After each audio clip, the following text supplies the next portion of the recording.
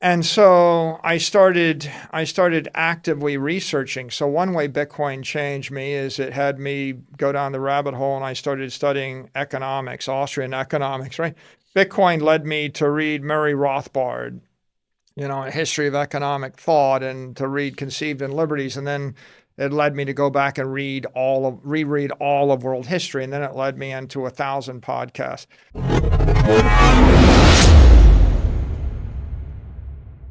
Hi everyone, happy return to Finance Wolf. Americans have a tendency to be optimistic, but when it comes to particular issues, this optimism frequently turns into pessimism. In this video, Michael Saylor discusses Bitcoin and cryptocurrency while embracing an acronym that means holding on tight. This optimism is rooted in the enduring optimism that has propelled technological progress and ushered us into the modern era. It's time to deepen our embrace of crypto culture and make holding on the default American stance on all technology. A decade ago, a sizable majority of Americans, 78%, said they would not eat meat made in laboratories. However, that has radically changed, with nearly 60% of Americans now saying they would be prepared to try it. This mentality shift is reminiscent of a comparable trend that was noted in the early 2000s. Amazon and Jeff Bezos faced intense scrutiny and skepticism while the company's stock remained at $50 in the USA.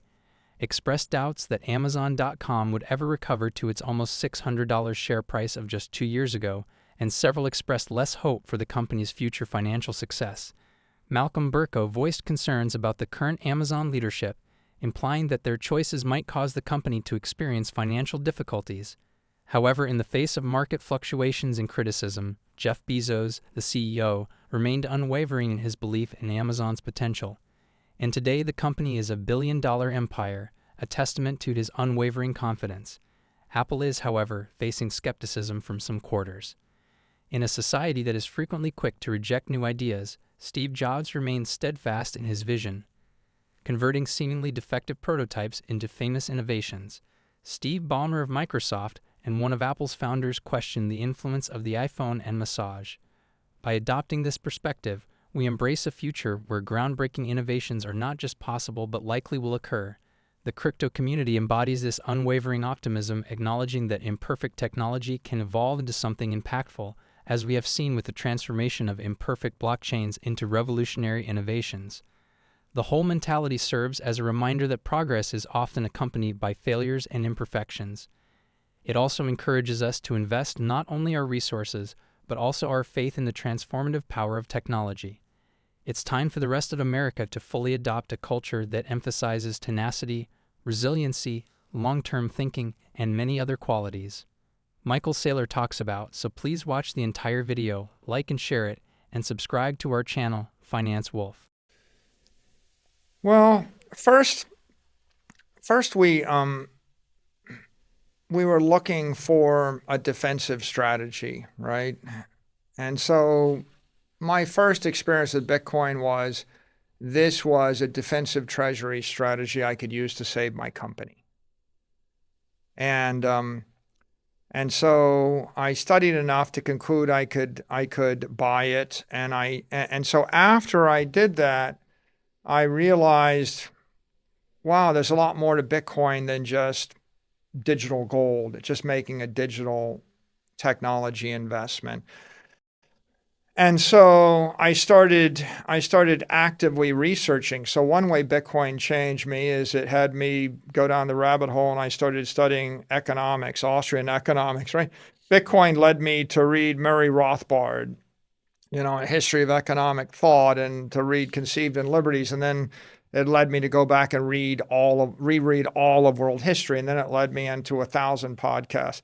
The Roof Pavel Durov, the CEO and founder of Telegram, has been placed under arrest by French police in connection with a search warrant pertaining to purported breaches of the encrypted messaging service. There are several French media outlets that have covered the story. According to people with knowledge of the case, DAV was detained at La Baie Airport, which is located north of Paris, when his private jet arrived after departing from Erin. It has been verified that Durov has been arrested. A story from Bloomberg that stated that Maria Zakharova, a spokesman for the Russian Foreign Ministry, also verified the news, and a Telegraph post further reinforced this information. According to AFP, the organization in charge of looking into crimes against minors recently carried out a search warrant as a part of a first inquiry into Telegram. There have been several accusations of crimes, such as fraud, drug trafficking, cyberbullying, and organized crime. Several sources state that the inquiry is concentrated on the purported deficiency of content control on Telegram. At the moment, OV-Line is in charge of the inquiry into the messaging apps Telegram and Durov. According to sources, the CEO is expected to appear in court on August 25. DAV may receive a lengthy prison sentence in response to the charges.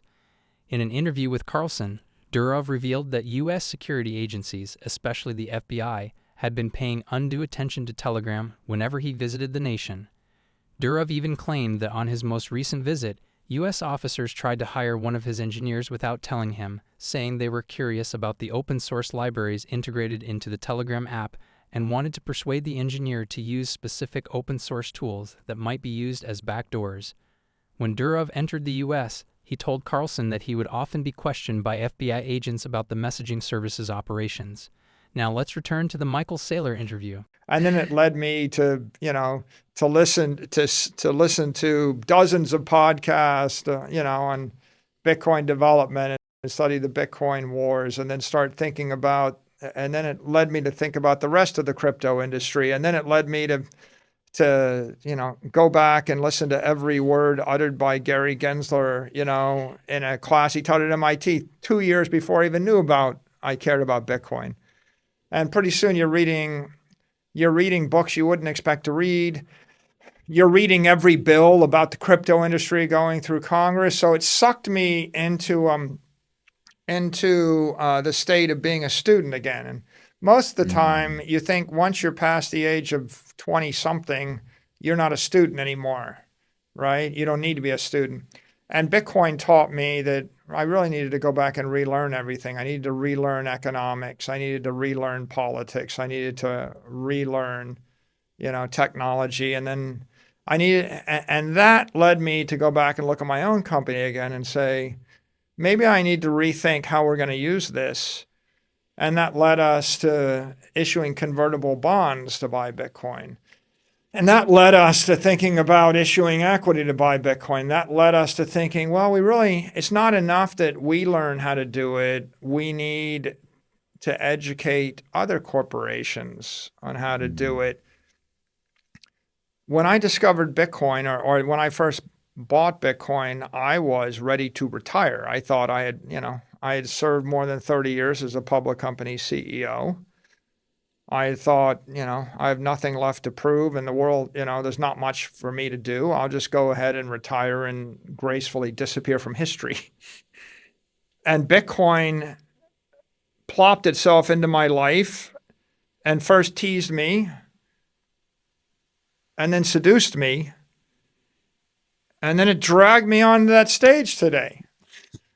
Right? And so I was dragged onto a world stage, and I found myself now, instead of quietly retiring, I was now drawn into a role of advocacy such that I would get on a plane and fly to Sao Paulo or fly to Uruguay or fly to Prague, and obsess over things that I never need to obsess over.